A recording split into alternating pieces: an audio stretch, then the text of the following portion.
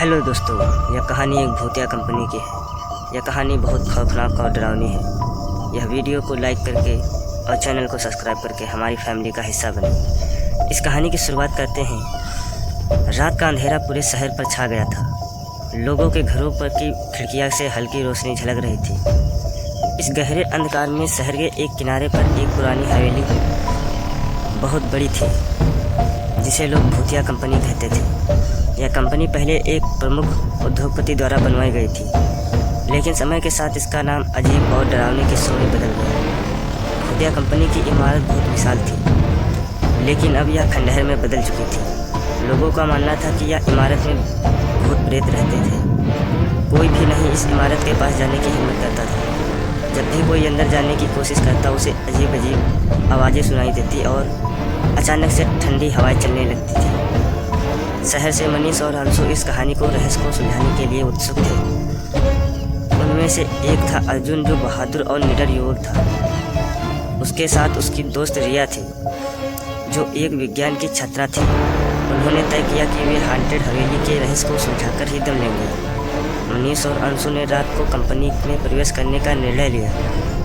उसके हाथों में टॉर्च और कैमरे थे, ताकि वे सबूत जुटा सकें। जब इमारत के अंदर पहुंचे तो अजीब सी खामोशी भी थी। हर कदम पर उनकी धड़कनें तेज हो रही थी। अचानक एक दरवाज़ा खुला और अंदर से ठंडी हवा का झोंका आया।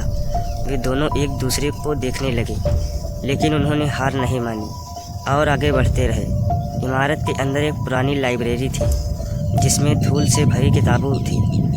अंशु ने एक डायरी उठाई, जिसमें इस कंपनी के इतिहास के बारे में लिखा था। उसमें लिखा था कि कंपनी के संस्थापक श्रीनाथ ने एक वैज्ञानिक प्रयोग किया था, जिससे समय और अंतरिक्ष में एक दरार उत्पन्न हो गई थी। इस कारण इमारत में अजीब घटनाएं होने लगी और कर्मचारी गायब हो गए। मनीष और अंशु लाइब्रेरी में और जाकर ढूंढने लगे। अचानक उनके सामने एक अदृश्य शक्ति प्रकट हुई। उसके कैमरे में कुछ भी नहीं दिख रहा था, लेकिन महसूस कर सकते थे कि उनके पास कोई है। मनीष ने हिम्मत जुटाई और कहा, हम यहाँ तुम्हारी मदद करने के लिए आए हैं। हमें बताओ कि तुम्हारे साथ क्या हुआ था।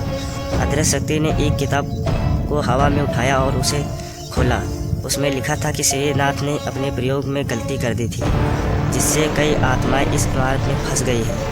उन्हें मुक्त कराने के लिए उस प्रयोग को उल्टाने की आवश्यकता थी।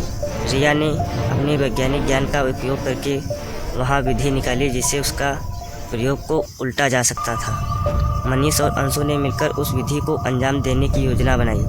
उन्होंने इमारत के एक विशेष कक्ष में जाकर उन आवश्यकता उपकरणों की खोज किया।